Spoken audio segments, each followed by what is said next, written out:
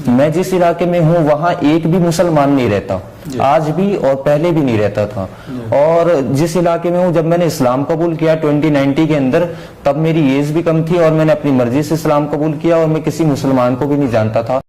अस्सलाम वालेकुम, welcome to my show the Noreen show. आज हम आपके लिए ऐसे भाई की स्टोरी लाए हैं जिन्हें 16 साल की उम्र में ही समझ में आ गया था कि अगर इस दुनिया में कोई दीन है तो वो है दीन इस्लाम। आज हम जिनकी बात कर रहे हैं, इनका नाम पहले राजकुमार मीना था और अब इन्होंने अल्हम्दुलिल्लाह माशाअल्लाह से इस्लाम को कबूल कर लिया है और अब इनका नाम अब्दुल रहमान हो गया है। लेकिन इनके लिए इस्लाम को कबूल करना इतना ज़्यादा आसान नहीं था। 1 साल तक इन्होंने अपने घर से दूरी बनाए रखी, घर वालों ने ही इनको घर से बाहर निकाल दिया था और पुलिस की धमकियों का भी इनको काफ़ी ज़्यादा सामना करना पड़ा था, क्योंकि इनके घर वालों ने ही इनको पुलिस के हवाले कर दिया था और इन्हें घर से बाहर निकाल दिया था, क्योंकि इन्होंने अपने बाप दादाओं के दीन को छोड़ के अपने खालिक के दीन को यानी इस्लाम को कबूल कर लिया था।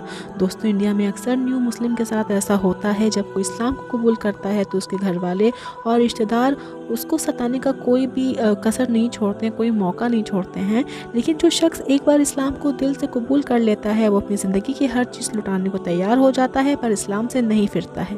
ये वीडियो बहुत ही दिलचस्प होने वाली है, वीडियो को आखिर तक ज़रूर देखिएगा और वीडियो पसंद आई तो वीडियो को लाइक करिएगा और चैनल को अगर आपने सब्सक्राइब नहीं किया है तो चैनल को ज़रूर से सब्सक्राइब कर दिएगा। तो चलिए शुरू करते हैं इस स्टोरी को।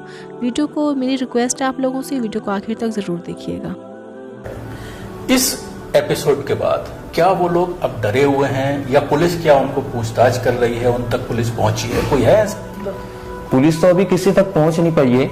जो पुलिस वाले जो पहुंच रहे हैं वो लोगों की फैमिली तक पहुंच रही है, मीडिया भी लोगों की फैमिली तक पहुंच रही है और लोगों की फैमिली, अब कोई भी फैमिली जो होगी वो उल्टी सीधी गवाही देगी ही देगी, क्योंकि उन्हें मालूम नहीं है।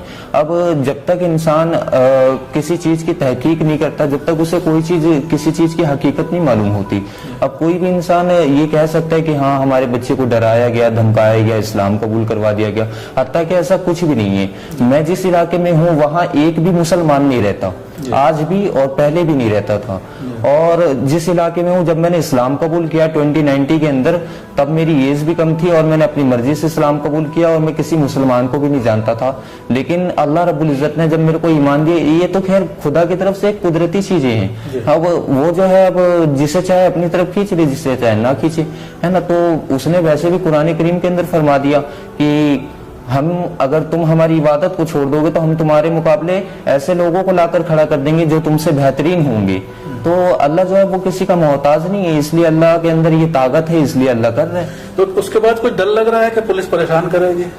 डर है, क्योंकि पहले भी कई दफा हम लोगों के संग ऐसे जो चीजें हैं ऐसी हो चुकी है। और जब मेरी वालिदा ने मेरे खिलाफ कंप्लेंट की थी थाने के अंदर, तो पुलिस वाले मेरे को तरह तरह की बातें मेरे से पूछी जाती थी और कहा जाता था कि बताओ किस तरीके से इस्लाम कबूल किया, किसने करवाया, किस जमात से मिले, किससे मिले, ये वो, तो बहुत सारी बातें पूछी जाती थी। तो मेरे को उस टाइम भी डर लगता था और साथियों को ये डर है, हमारे और भी भाई हैं उनको ये डर है इस चीज का कि उनकी फैमिली के पास ये लोग जा रहे हैं और उल्टी सीधी बातें पूछ रहे हैं और कहीं इन्हें बंद ना कर दिया जाए पकड़ के, जैसा कि हमारे मौलाना उमर गौतम साहब को और मौलाना जहांगीर कासमी साहब को कर दिया गया। इसी तरीके से कहीं इन लोगों के संग भी हालात पेश ना आ जाए, इसलिए वो जो है आने से डर रहे हैं। इसके अलावा 2019 में आपने इस्लाम कबूल किया, मैं थोड़ा सा उसके बारे में जानना चाहूंगा बैकग्राउंड में जाकर के जी। कि 2019 में आपने इस्लाम कबूल किया जी, नाबालिग थे जी। क्या कोई ऐसी बात थी, किसी लड़की वगैरह का कोई चक्कर हो जिसकी वजह से आपने इस्लाम कबूल करने की कोशिश की? अचानक इस्लाम के बारे में एक ललक आपके अंदर पैदा हुई, तो क्यों हुई और किस तरह से आप इस्लाम की तरफ खींच के चले आए? मैं बस रमजानुल मुबारक के रोजे रखना चाहता था, मेरा ऐसा कोई इरादा नहीं था कि मैं मुसलमान हो जाऊं या मुसलमान बन जाऊं। लेकिन कैसे दिमाग में आया कि रोजा रखना चाहते हैं? रोजा रखने के लिए आपका कोई साथी मुसलमान था जो रोजा जी जी जी हमारे 1-2 फ्रेंड्स थे जिन्होंने हमें ये बताया कि वो खुद, मैं उनको देखता था कि वो रमजान में रोजा रखते हैं, नमाज पढ़ते हैं और पूरा भरा भरा माहौल रहता है, सब निकलते हैं एक संग, कितना अच्छा लगता है देखने में, सब टोपी पहन के नमाज पढ़ने के लिए जाते हैं। तो मैंने सोचा कि इस दफा मैं भी रोजे रखूंगा। तो मेरे साथी से मैंने पूछताछ की कि बताइए किस तरीके से रोजा रखा जाएगा, इसका प्रोसेस क्या है, मतलब क्या इसमें इफ्तिहार करना है, क्या खाना है, क्या नहीं खाना है, और किस तरीके से मतलब पाकीज़गी इफ्तिहार करनी है और किस तरीके से नहीं करनी है, किस तरीके से रोजे के जो पूरे प्रोसेस है वो सारी चीजें मैंने जाना और जानने के बाद मैंने रोजा रखा। तो जब रोजा रखा तो 1 हफ्ते बाद अचानक से मेरे संग कुछ कुदरती चीजें हुई। मैं बेड में लेटा हुआ था, दोपहर 12 बजे या 11:30 बजे के आसपास का टाइम था। तो मेरे को एक ख्वाब आया जिसमें मैंने मौत और नमाज देखी, तो मैंने इस्लाम कबूल कर लिया। मेरा दिल बिल्कुल बेचैन था उस टाइम, मेरे को लग रहा था या तो आज मेरी मौत है या तो मैं नमाज पढ़ लूं। तो मैं गया, मैंने एक साथी से बताया तो उन्होंने कहा कि ठीक है बेटा, देखो इस्लाम जो है ये कोई मजाक वाली बात नहीं है कि मतलब इस्लाम कबूल कर लो और फिर बाद में इंसान फिर जाए, तो ऐसी कोई बात नहीं, मजाक मत करना।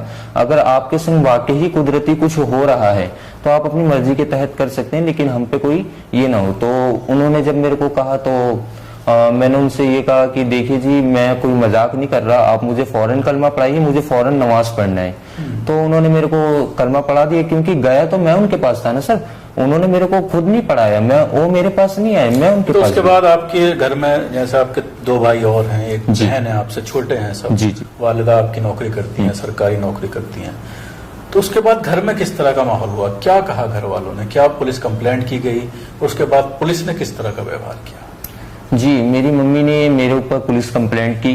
कंप्लेंट करने के बाद चंद दिनों बाद 1 महीने के आसपास जब बीत गए तो फिर पुलिस वालों की तरफ से कॉल आया, और जो कंप्लेंट मेरी अम्मी ने लिखवाए थे उसके अंदर और भी बेकसूर लोग फंसे हुए थे मेरी वजह से।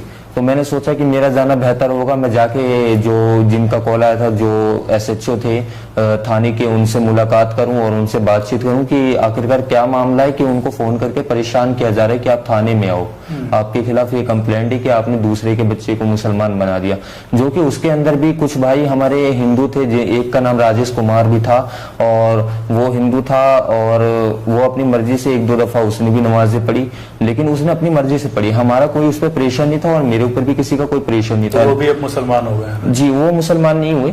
जब उनको पुलिस वालों ने उनसे पूछ पड़ताल की तो थोड़ा घबरा से गए, उन्होंने कहे कि नहीं, मैं इन सब चीजों को नहीं करूंगा, से मुझे छोड़ दीजिए। तो वो सब तो बेकसूर एंड में साबित हो गए थे, लेकिन जब मेरा मामला, जब पुलिस वालों का जो रवैया था वो ये था कि जब मेरे को थाने के अंदर बुलाया जाता तो सुबह से शाम तक बैठाए रखते और फिर मेरे से तरह तरह की बातें पूछी जाती, जैसे कि मैंने बहुत बड़ा जुर्म किया हो, और CID वाले जो होते हैं वो जांच पड़ताल करते हैं कि ये कहां से हुआ, ये कहां से हुआ, उस तरीके से मेरे से पूछ पड़ताल की जा रही थी। उसके अलावा आप बता रहे थे कि आपको बॉम्बे भेजने के लिए भी कहा गया? जी, मेरी फैमिली है, उन लोगों से उन लोगों ने बातें की, एंड में उन लोगों ने कहा कि इसको जो है लड़के को अगर ये नहीं मानता है तो इसको हम आगे भेजेंगे, पुलिस वालों ने।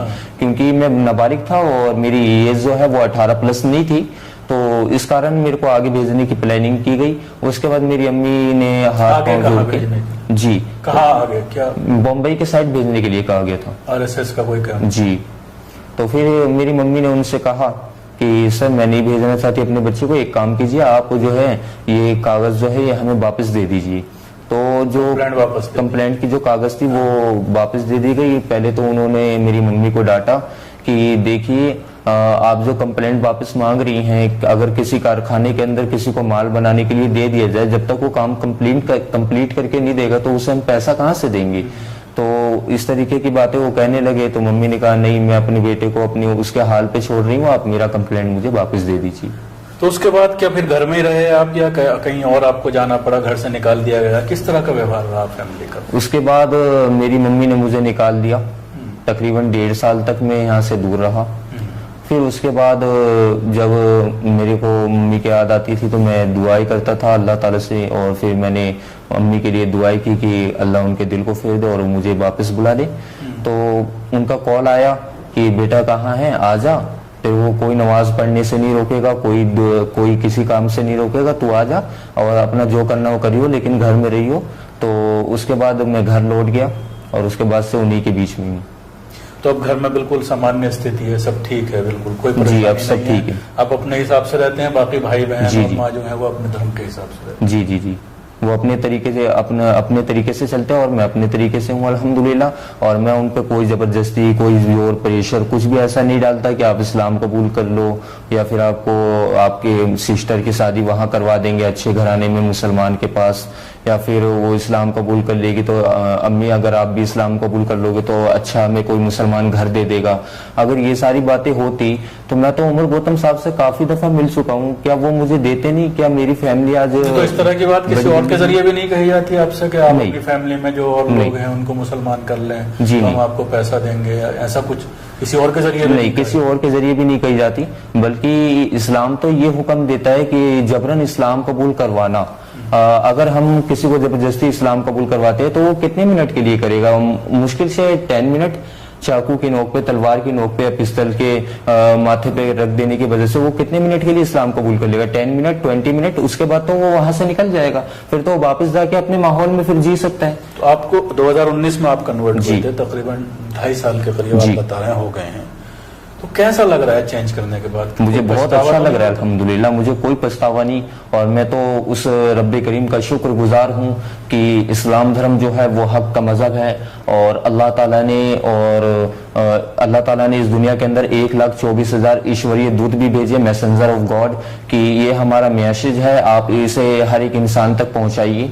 तो ऐसा हो सकता है कि जो मेरे दादा थे उन तक किसी ने बात नहीं पहुंचाई हो, फिर उनको मेरे पापा ने कुछ करते हुए देखा हो तो मेरे पापा ने भी उसी चीज को शुरू कर दी हो, फिर मेरे पापा को मैंने देखा तो मैं भी वही कर रहा था, लेकिन उस टाइम कोई दीन पहुंचाने वाला था ही नहीं। लेकिन मेरे को जब रोजा मैंने रखा, रोजा रखने के बाद मैंने कुरान की स्टडी भी की और अल्हम्दुलिल्लाह कुरान की नॉलेज भी हुई मुझे, और कुरान में कहीं ऐसी कोई बात नहीं बताई गई। लोग जो आज मीडिया पे उमर गौतम साहब के भी बयान जो जारी कर रहे हैं वो काट काट के दिखाया जा रहा है, पूरी ऑडियो नहीं दिखाई जा रही। पूरी ऑडियो में उनकी कुछ बातें ऐसी हैं जो उन्होंने कानून के मुताबिक कही है, लेकिन आजकल के टाइम पे क्या है कि उनको बहुत बड़ी साजिश के तहत फंसाया जा रहा है। उम्मीद करते हैं दोस्तों आपको ये स्टोरी पसंद आई होगी। वीडियो को लाइक करिएगा और चैनल को सब्सक्राइब करना बिल्कुल मत भूलिएगा। फिर मिलेंगे जल्दी एक नई वीडियो के साथ।